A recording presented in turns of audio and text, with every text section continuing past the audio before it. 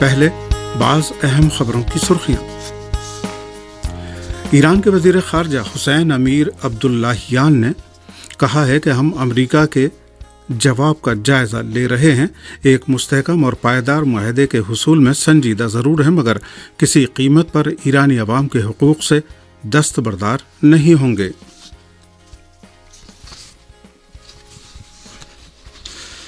شدید اور لگاتار موسمی بارشوں نے پاکستان میں تباہی مچا دی ہے اور صورتحال پر قابو پانے کے لیے حکومت نے قومی ایمرجنسی کے نافذ کرنے کا اعلان کر دیا ہے۔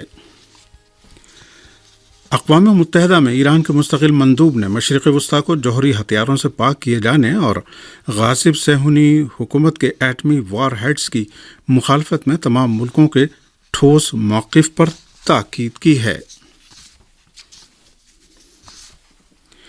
اور سعودی اتحاد کی جانب سے یمن کے صوبہ الحدیدہ میں جنگ بندی کی خلاف ورزی کا سلسلہ بدستور جاری ہے۔ اہم خبروں کی سرخیوں کے بعد اب خبروں کی تفصیل۔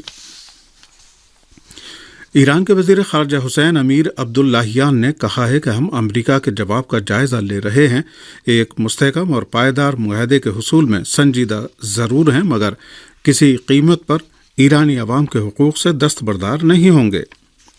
ایران کے وزیر خارجہ حسین امیر عبداللہیان نے اقوام متحدہ کے سیکریٹری جنرل اینٹونیو گوتریش سے ٹیلی فون پر گفتگو کی۔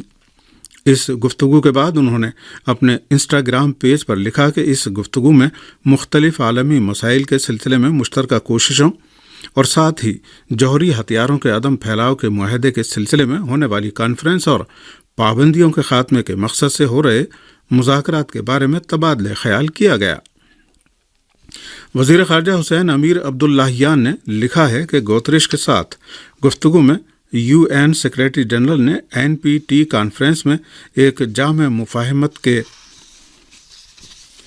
حصول پر زور دیا، جس کے جواب میں ہم نے ان سے واضح طور پر کہا ہے کہ این پی ٹی کانفرنس کے موجودہ سربراہ نے مغربی ایشیا کے سلسلے میں سن 1995، سن 2000 اور سن 2010 میں پاس ہونے والی ان قراردادوں کو جو اسرائیل کو این پی ٹی کا رکن بننے کا پابند بناتی ہیں پوری طرح نظر انداز کر دیا ہے، اور یہ موضوع کسی بھی قیمت پر ہمارے لیے قابل قبول نہیں ہے۔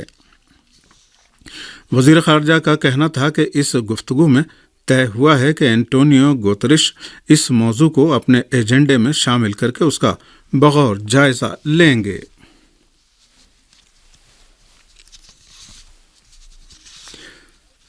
اقوام متحدہ میں ایران کے مستقل مندوب نے مشرق وسطیٰ کو جوہری ہتھیاروں سے پاک کیے جانے اور غاصب صہیونی حکومت کے ایٹمی وار ہیڈز کی مخالفت میں تمام ملکوں کے ٹھوس موقف پر تاکید کی ہے۔ اقوام متحدہ میں ایران کے مستقل مندوب مجید تخت روانچی نے جمعے کو نیو یارک میں ہمارے نمائندے سے گفتگو میں این پی ٹی معاہدے کی 10ویں کانفرنس میں ایران کی فعال شرکت کی طرف اشارہ کرتے ہوئے کہا کہ مشرق وسطیٰ کو جوہری ہتھیاروں سے عاری علاقہ قرار دیا جانا اسلامی جمہوریہ ایران کے اہم موضوعات میں سے ایک ہے۔ مشرق وسطیٰ کو جوہری ہتھیاروں سے پاک کیے جانے اور غاصب صہیونی حکومت کے ایٹمی وار ہیڈز کی مخالفت علاقے کے تمام ملکوں کا ایک اہم موضوع ہے، خاص طور سے ایسی حالت میں کہ غاصب صہیونی حکومت علاقے میں واحد ایسی حکومت ہے جو ایٹمی ہتھیاروں سے لیس ہے، اور وہ این پی ٹی معاہدے میں شامل ہونے کے لیے تیار نہیں ہے۔ اقوام متحدہ میں ایران کے مستقل مندوب مجید تخت روانچی نے این پی ٹی معاہدے کی 10ویں کانفرنس میں ایران کی فعال شرکت کی طرف اشارہ کرتے ہوئے کہا کہ قابل افسوس ہے کہ ایٹمی ہتھیاروں کے حامل ممالک نے این پی ٹی معاہدے کی 6ٹھی شق پر عمل نہیں کیا اور وہ جوہری ہتھیاروں کی جدید کاری میں مصروف ہیں، جبکہ انہوں نے اپنے ایٹمی ہتھیار ختم کرنے کا وعدہ کیا تھا۔ شدید اور لگاتار موسمی بارشوں نے پاکستان میں تباہی مچا دی ہے اور صورتحال پر قابو پانے کے لیے حکومت نے قومی ایمرجنسی کے نافذ کرنے کا اعلان کر دیا ہے۔ میڈیا رپورٹوں کے مطابق پاکستان کے تمام صوبوں میں ہونے والی موسمی بارشوں نے سیلابی شکل اختیار کر لی ہے۔ ندی نالے بفر گئے ہیں اور کئی مقامات پر بند ٹوٹ جانے کے باعث پانی آبادیوں اور شہروں میں داخل ہو گیا ہے۔ کوئٹہ سمیت بلوچستان کے مختلف علاقوں میں کئی گھنٹوں سے مسلسل بارش جاری ہے۔ نواحی علاقوں میں موسلا دھار بارش اور سیلابی صورتحال مزید تشویشناک ہو گئی ہے۔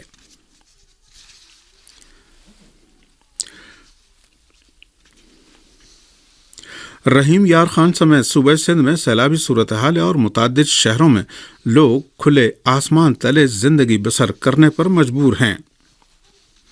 سرکاری سطح پر جاری کیے جانے والے اعداد و شمار کے مطابق حالیہ بارشوں اور سیلاب کی وجہ سے 343 بچوں سمیت 1000 کے قریب لوگ جاں بحق ہوئے ہیں اور کم سے کم 3 کروڑ لوگوں کو اپنا گھر بار چھوڑنا پڑا ہے۔ حکومت پاکستان نے سرکاری طور پر قومی ایمرجنسی کا اعلان کر دیا ہے، جبکہ عالمی تنظیموں اور اداروں نے سیلاب متاثرین کے لیے $50 کروڑ کی امداد دینے کا اعلان کیا ہے۔ دوحہ قطر میں افغانستان کی طالبان انتظامیہ کے سیاسی دفتر کے سربراہ نے اعلان کیا ہے کہ افغانستان میں مغربی ثقافت کی کوئی جگہ نہیں ہے۔ طالبان کے قطر دفتر کے سربراہ سہیل شاہین کا کہنا ہے کہ طالبان لڑکیوں کی تعلیم کے خلاف نہیں ہے۔ افغانستان ایک اسلامی ملک ہے اور خواتین کے حقوق کے معاملے میں افغانستان کا یورپی ممالک سے موازنہ نہیں کیا جا سکتا۔ امریکی میڈیا کو دیے گئے انٹرویو میں سہیل شاہین کا کہنا تھا کہ افغانستان میں لاکھوں لڑکیاں پرائمری اسکولوں میں زیر تعلیم ہیں۔ تعلیم، اعلیٰ تعلیم، عوامی صحت اور داخلہ کی وزارتوں میں خواتین کام کر رہی ہیں۔ اسلامی تعلیمات کی روشنی میں دیگر مسائل حل کرنے کے لیے بھی کام کر رہے ہیں۔ ان کا مزید کہنا تھا کہ افغانستان دوحہ معاہدے کی پاسداری پر عمل پیرا ہے۔ کسی کو بھی افغان سرزمین کسی اور ملک کے خلاف استعمال کرنے کی اجازت نہیں دی جائے گی۔ غزہ اور غرب اردن کے مختلف علاقوں کے ہزاروں فلسطینیوں نے مسجد الاقصی میں برپا ہونے والی نماز جمعہ میں شرکت کی ہے۔ فلسطینی ذرائع کی رپورٹوں کے مطابق غزہ اور غرب اردن کے مختلف علاقوں اور اسی طرح سن 1982 کے مقبوضہ علاقوں کے دسیوں ہزار فلسطینیوں نے مسجد الاقصی میں برپا ہونے والی نماز جمعہ میں شرکت کی۔ غزہ اور غرب اردن اور اسی طرح بیت المقدس کے فلسطینیوں نے مسجد الاقصی اور الخلیل، طوباس، مشرقی نابلس میں بلاتا کیمپ، طول کرم اور جنین کیمپ میں ابراہیم النابلسی کی آخری نماز صبح کی یاد میں نماز صبح بھی برپا کی گئی، جس میں فلسطینیوں نے وسیع پیمانے پر شرکت کی۔ ابراہیم النابلسی کو غاصب صہیونی حکومت کے فوجیوں نے گزشتہ مہینے حملہ کر کے شہید کر دیا تھا۔ غاصب صہیونی حکومت مسجد الاقصی کا اسلامی تشخص ختم کرنے کی کوشش کرتی رہی ہے، جبکہ فلسطینی نوجوانوں کی استقامت اور مزاحمت کی بنا پر اس سلسلے میں اس کی اب تک کوئی بھی سازش کامیاب نہیں ہو سکی ہے۔ یہ ایسی حالت میں ہے کہ مقبوضہ علاقوں میں فلسطینی شہریوں کے خلاف غاصب صہیونی حکومت کے جارحیہ فوجیوں کے دشمنانہ اقدامات کا سلسلہ بدستور جاری ہے، اور غاصب صہیونی حکومت کے فوجی آئے دن فلسطینیوں کو جارحیت کا نشانہ بناتے رہتے ہیں، جس میں روزانہ فلسطینیوں کی ایک تعداد شہید اور زخمی ہو جاتی ہے، نیز ان فلسطینیوں کو گرفتار کر لیا جاتا ہے۔ سعودی اتحاد کی جانب سے یمن کے صوبہ الحدیدہ میں جنگ بندی کی خلاف ورزی کا سلسلہ بدستور جاری ہے۔ المسیرہ ٹی وی کی رپورٹ کے مطابق سعودی اتحاد نے صوبہ الحدیدہ میں گزشتہ روز کے دوران 36 بار جنگ بندی کی خلاف ورزی کی۔ اس رپورٹ میں بتایا گیا ہے کہ سعودی اتحاد یمن کے مختلف دیگر صوبوں میں بھی خلاف ورزیوں اور جنگ و جارحیت کا سلسلہ جاری رکھے ہوئے ہے۔